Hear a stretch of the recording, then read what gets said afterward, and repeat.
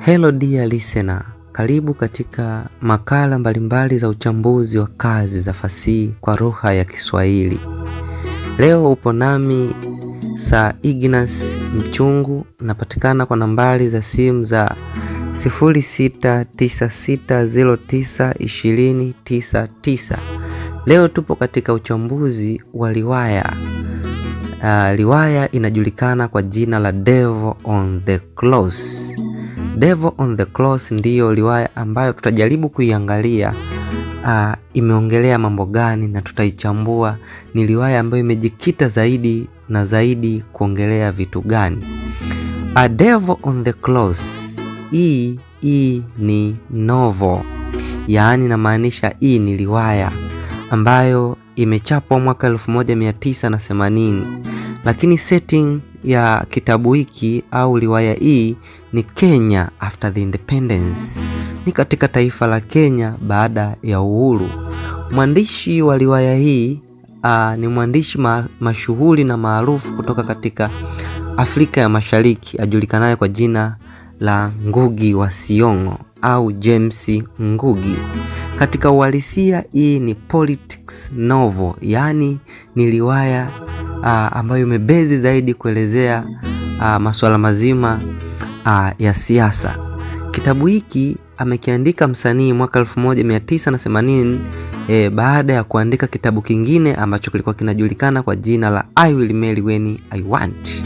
Baada ya hapo ndipo kikafuatilia hiki ambacho kinajulikana kwa jina la Devil on the Cross. Kwa mara ya kwanza msanii ameandika kitabu hiki akitumia lugha ya kwao. Lugha ya kwao ambayo inaitwa Gikuyu language, na alikipa kitabu hiki jina la Kaitani Mutharabahin. Jina la kwanza la Devil on the Cross before haijaitwa Devil on the Cross ilikuwa inaitwa Kaitani Mutharabahin.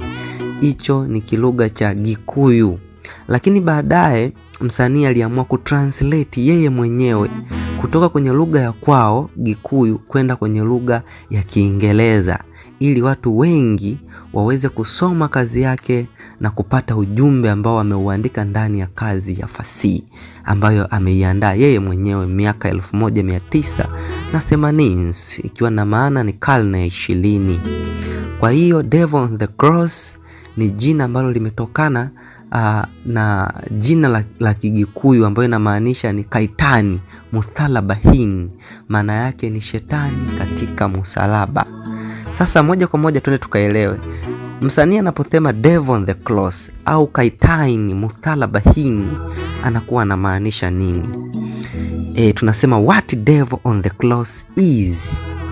The word devil, it means shetani. When you say devil is shetani, katika kitabu neno devil linasimama badala ya ubepari na unyonyaji, lakini on the cross linamaanisha hukumu ya wananchi. Kihistoria msalaba ina symbolize adhabu, fedhea na hukumu kwa watu wale ambao wanawanyonya wananchi. Kwa hiyo kwa maana ya Devil on the Cross, maana yake ubepari na unyonyaji unapaswa kuhukumiwa hadharani. Hiyo ndiyo maana ya Devil on the Cross au Kaitani Mutharabahin. Ni vitu gani ambavyo msanii anavizungumzia zaidi kwenye hiki kitabu? Kitu cha kwanza ni unyonyaji wa wafanyakazi na wakulima, yaani tunasema exploitation of workers. Ndio kitu cha kwanza kabisa ambacho msanii anajaribu kukiongelea katika hiki kitabu. Tunaangalia wasanii, tunasema msanii anamtumia mhusika anaitwa Mutuli. Anaonyesha maisha magumu ya wafanyakazi wanaodhulumiwa na matajiri wao. Lakini mhusika mwingine anaitwa Walihinga. Huyu ni mwanamke, ananyanyaswa kazini na mabosi wake na kulazimishwa kufanya kazi zisizo na usalama. Hapa tunaona kabisa, kwa hiyo novel imegama zaidi kuangazia exploitation of workers. Lakini kitu kingine ni ubepari na ukoloni, yani new colonialism and capitalism is the one among the main themes which are discussed by the author Ngugi wa Thiong'o in this book. Another theme is corruption and greed, yaani ufisadi na tamaa ya mali. Kwa mfano, mabosi wa Walihinga wanatumia rushwa, ngono na vitisho ili kujipatia faida zao binafsi. Katika kitabu tutaenda kuangalia. Lakini pia kuna exploitation of women, kunyanyaswa kwa wanawake. Mfano, mwanamke aliyekuwa ananyanyaswa katika kitabu hiki anaitwa Walihinga, ananyanyaswa na mabosi wake. Mabosi wake wanakuwa wanamtaka kingono, yeye anakuwa anakataa. That is kwa unakuja kuangalia hapa na exploitation of women. Lakini political awareness and consciousness, tunamwangalia Walihinga and Mutuli, wanapata uelewa katika nini? Katika siasa. Ni moja kati ya themes ambayo inazungumziwa zaidi katika hii riwaya. Lakini revolution and social justice, ukiangalia at the end of the novel, mwishoni mwa kitabu hiki, Walihinga anaamua kuchukua hatua. Huyu mwanamke anaamua kupambana na wanyonyaji. Hivyo ni vitu ambavyo msanii ndivyo ameviangalia zaidi kwenye kitabu hiki Devil on the Cloth. Sasa twende tukachambue kitabu chetu kizima. Tunakichambua according to the different criteria. Before you read any literary work, should be considered two main important things. This is a obligatory element when you try to analyzing literary works. This category is form as well as content. When you say form means is the outer part of a literary work, but when you say the content is the inner part of a literary work. Sasa tutaenda kuangalia fani pamoja na maudhui. Katika kitabu hiki fani imebebwa pamoja na wahusika pamoja na uhusika wao, lakini language use, matumizi ya lugha, lakini plot, lakini setting, lakini pia style ni vitu ambavyo vinaiunda form kutoka katika kitabu hiki cha Devil on the Cloth. Twende moja kwa moja tukaangalia character and characterization. Tunaposema character, maana yake ni wahusika, ni watu, wanaweza kawa ni watu au sio watu, au viumbe ambavyo msanii anatumia ili kufikisha ujumbe kwa hadhira iliyokusudiwa. Lakini ukisema characterization is the way of describing a character in a literary work, vile ambavyo muhusika anazungumziwa au anaperform ndani ya kitabu, that is a characterization. Sasa msanii ameweza kutumia wahusika mbalimbali ili kufikisha ujumbe kwa hadhira yake aliyekusudia yeye mwenyewe. Muhusika, tunasema wahusika katika kitabu hiki wamegawanyika katika makundi mawili. Kundi la kwanza ni main characters, lakini kundi la mwisho au la pili ni minor characters, yani wahusika wakuu na wahusika wengineo. Mhusika wa kwanza katika riwaya hii anaitwa Jacinta Walihinga. Jacinta Walihinga, huyu ndio mhusika mkuu kabisa katika kitabu hiki. Tunasema she is the protagonist character of the novel. A young woman who suffers economical, sexual and social exploitation. Huyu ni mwanamke ambaye amekuwa akipambana na magumu makubwa katika maisha yake kiuchumi, lakini pia na kijamii. Lakini ana symbolize resistance against oppression. Tutaenda kuangalia ndani ya kitabu. Lakini pana mhusika mwingine anaitwa Gikahandi Player. Huyu tunamuita ni prophet of justice. Huyu ndiye msimuliaji katika hii novel. Huyu ndiye anayetusimulia matukio yote katika hii novel. Ndio maana tunamuita the narrator of the novel. Lakini anawakilisha sauti ya haki na dhamira ya jamii. Lakini pia kuna mhusika mwingine anaitwa Mutuli. Wakenya wanamuita Mutuli wa Kahonia Maithori. Huyu ni worker and revolutionary figure, yani mfanyakazi na mwanaharakati wa mapinduzi. Ana represent the working class struggle, maana yake anawakilisha mapambano ya tabaka la wafanyakazi. Lakini pia tuna mhusika mwingine anaitwa Gatuilia. Gatuilia uhusika wake ni kwamba she is a university graduate and intellectual, son of a wealthy capitalist. Huyu ni mjukuu au mtoto wa matajiri wa kibepari. Ana represent conflict, anajaribu kuwakilisha mgongano kati ya elimu za mila na uaminifu wa kitabaka. Yani ana represent the conflict between education and class loyalty. Lakini pia kuna wahusika wengine kama Wangali na Mukulu.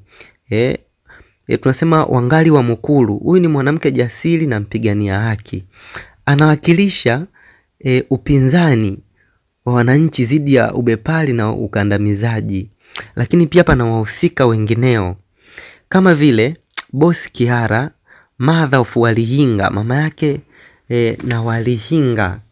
Lakini kuna the rich old man. Huyu ni Walinga farmer lover. Huyu ndo alikuwa mpenzi wa kwanza wa Walinga, ambaye alimpa Walinga mimba na baadaye kumwacha. Lakini pia ni tajiri, lakini pia ana symbolize new colonial elites. Lakini pia kuna the capitalist, lakini kuna police and government officers. Hawa wanawalinda matajiri tu. Lakini kuna workers and peasant. Hawa ndo tunasema wanawakilisha tabaka la chini, watu ambao hawana kitu. Lakini tukija kwenye matumizi ya lugha ambayo imeweza kutumiwa na msanii ni lugha nyepesi na inayoeleweka, kwa sababu imejaa mapambo mbalimbali kama vile methali na au pamoja na misemo. Swali la kwanza katika kitabu hiki ambalo African literature unaweza ukaulizwa ni kwamba what is the African language? Ngugi wa Thiong'o uses African language or uses language to reflect the social realities. Katika kitabu hiki ni tofauti. Kuna mwingine akiulizwa language anaweza akatumia matumizi ya lugha ya kila siku ambayo watu hujifunza, kama vile the use of simile, the use of metaphor. Lakini kwenye African literature language inazungumziwa kwamba ni aina gani ya lugha ambayo msanii ametumia ndani ya kitabu hiki. Lugha ambazo zimetumiwa kwa ufasaha zaidi na msanii katika kitabu hiki ni lugha 3 tu. Lugha ya kwanza inaitwa Gikuyu dialect, kwamba msanii ametumia lahaja ya Kigikuyu, lahaja ya kwao. Kwanza kabisa kwenye jina la kitabu ameweza kutumia lahaja ya kwao. Anasema Kaitani Muthalabahin. Inatumika kuexpress African culture and traditions. Lakini pia ndani ya kitabu ameweza kutumia methali, the proverbs, song and oral narratives through the use of Gikuyu dialect. Kwa hiyo ukiulizwa swali la language use writer use language in this book, point yako ya kwanza ni the use of Gikuyu dialect. Unasema for example, the title of the book before translated is called Kaitani Muthalabahin. Another dialect is English dialect. It is also the language of translation for the global audience. It symbolized the colonial legacy. Another language is English dialect. Tunasema lahaja ya Kiingereza pia imeweza kutumika vizuri sana na msanii katika nini? Katika hiki kitabu. Lakini pia tuna Swahili dialect, lahaja ya Kiswahili. Kwa mfano, ukifunua kitabu hiki kwenye chapter ya 12, page namba 246, msanii anasema mke ni nguo lakini nguo sio mke. Unaona kabisa ametumia lahaja ya Kiswahili. Hii inatuthibitishia kwamba msanii ameweza kutumia lahaja ya Kiswahili au lugha ya Kiswahili kuweza kuhakikisha anafikisha ujumbe kwa dhila aliyoikusudia yeye mwenyewe. Kwa katika upande wa language, wakikwambia writer employ language in this book. First point, unasema Gikuyu dialect, lakini second English dialect, and third one is Swahili dialect. Apart from that, we look about the influence of African oral tradition to African novel. Sasa kipande kinachofuatia tunakuja kujifunza ni kivipi fasihi simulizi imehusika kuijenga hii novel. Na hapa ndipo ambapo swali huweza kutoka mara nyingi. How African oral literature build African novel.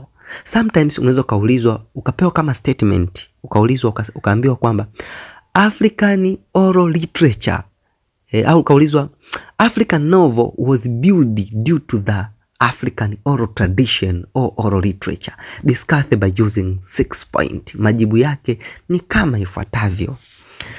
Majibu ya swali hili maana yake unataja au unaelezea vipengele vya oral literature ambavyo vimejitokeza ndani ya kitabu hiki. Kwa mfano, majibu yake ni kama ifuatavyo. Point number 1 is the use of songs. Matumizi ya nyimbo na mashairi. For example, ukiangalia katika sura ya 4, page namba 86. Pale ukisoma unaangalia kuna matumizi ya nyimbo. Swali la namna hili likitoka, unaenda unaikoti nyimbo kama ilivyo unaiweka pale. unapata alama 3 zote katika pointi moja. Lakini pia sura ya 3 chapter 3 page namba 45 kuna matumizi ya nyimbo. Lakini pia chapter 3 page 40 kuna nyimbo pia. Lakini chapter 2 page lakini tunasema chapter ya 11 page namba 245 kuna nyimbo, wanaimba wasanii wawili, tunasema wahusika wawili, Waliinga pamoja na Gatuilia wanaimba. So this is the one among the old tradition which influenced the build of African novel. Another point is the use of proverbs. Yes, matumizi ya methali. Kwa mfano ukiangalia chapter 1 katika page ya kwanza, anasema happy is the man who is able to discern the pitfall in his path for they can avoid them. Anamaanisha kwamba mtu mwenye busara ni yule anayeona hatari mapema ili azikwepe. Hii ni methali, imetumika kwenye sura ya kwanza page number 1. Ni kitu ambacho kinadhihirisha kuwa African novel imejengwa na fasihi simulizi, kwa sababu methali ni kipela cha fasihi simulizi. Lakini pia kwenye peji hiyo number 1 chapter 1 kwenye sura ya kwanza kuna methali nyingine, anasema the forest of the heart is never cleared of all its trees. Anasema moyo wa binadamu hauwezi kuwa mtupu kabisa, siri, mawazo na hisia hubaki. That is the one among the proverb. Lakini another is the use of saying, matumizi ya misemo. Is another point. For example, anasema who am I, the mouse that ate itself. Hii ni chapter 1 page number 1. Ni taswira ya mtu anayejiharibia mwenyewe kwa maneno au matendo yake. Lakini pia katika page ya 91 kuna msemo unasema time is money. Lakini the use of African vernacular language, kwa mfano Gikuyu language, katika kuwataja wahusika majina yao. Majina ya wahusika yote ni majina kutoka katika Gikuyu language. Lakini the use of storytelling in chapter 1, matumizi ya kutumia masimulizi, storytelling. Kwa mfano kwenye chapter 1 tunamuona muhusika ambaye tumemuorozesha hapo, ambaye kwa majina tunamuita Gikaandi player, anakuwa anasimulia pale. Tunaona pana storytelling. Anasema certain people in Ilimorog told me, that is the use of storytelling. Lakini pia kuna the use of myth. Example, the devil, taswira ya ibilisi. Tunasema katika hekaya za jadi viumbe wa ajabu huwakilisha maovu ya jamii. Kwa the devil is represent the evils in the society. Lakini pia supernatural elements, prophetic narratives, and goods and evils. That is. Lakini pia pointi hizi za oral literature ndizo zinatumika kudefine what is African literature by using the book. Wakikuuliza define what African literature is, unaweza ukatumia easy point is kudefine African literature, kwa sababu hivi vyote ambavyo vinafanyika kwenye oral tradition ndiyo fasihi ambayo ilikuwa existed in pre-colonial African society before the invasion of Europeans. Yes, of Europeans. Another part is who is the African writer. Sasa tunakuja kuangazia tunasema msanii wa Kiafrika ni nani? Mwandishi wa Kiafrika ni nani? Katika kitabu hiki Ngugi wa Thiong'o, yeye ndiye mwandishi wa Kiafrika. Kwa sababu gani? Unaweza kuulizwa who is an African writer by using this book Devil on the Cross. Ngugi wa Thiong'o ni African writer kwa sababu point number 1, the use of African setting, kwa sababu ametumia mandhari halisi ya Kiafrika. For example, the village of Ilimorog. Hii ni setting ya uhalisia ya kweli, inapatikana katika taifa la Kenya. Kwa hiyo ukiulizwa swala la kusema kwamba who is the African writer by using Ngugi's Devil on the Cross, point ya kwanza is the use of African setting. For example, Ilimorog village. Another is the presentation of African social problem. kwamba kuelezea matatizo ambayo ni kweli yanapatikana na yanazikumba jamii zetu za Kiafrika kama vile exploitation pamoja na corruption. Lakini the use of African oral literature, matumizi ya kutumia fasihi simulizi ya Afrika, kwa mfano storytelling na proverbs. Lakini point number 4, the use of African names to names the character. For example, Waliinga, Mutuli, and Wangali wa Mukulu. Another point is the use of African language. For example, Gikuyu language and Kiswahili language.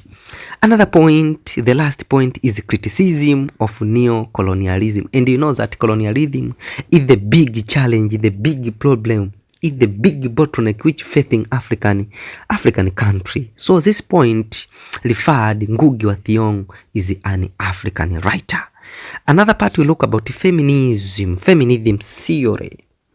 Feminism theory, it talk about the gender between men and women. So tutakuja kuangalia nadharia ya kifeminist imemrifaa vipi mwanamke au imeweza kuichambua vipi jamii ya watu wa Kenya katika kitabu hiki. Kwanza kabisa, point number 1, Waliinga are the symbol of female empowerment. Waliinga represent women oppressed by patriarchal and capitalist system. Lakini pia point number 2, female solidarity, ushirikiano wa wanawake, mfano Waliinga na Mukulu. Tunasema Wangali wa Mukulu anamsaidia Waliinga kuelewa haki zake na kuwa jasiri. Lakini point number 3, power imbalance between gender, that is a feminist theory, na focus na mambo haya katika kitabu hiki. Lakini consequence of gender inequality.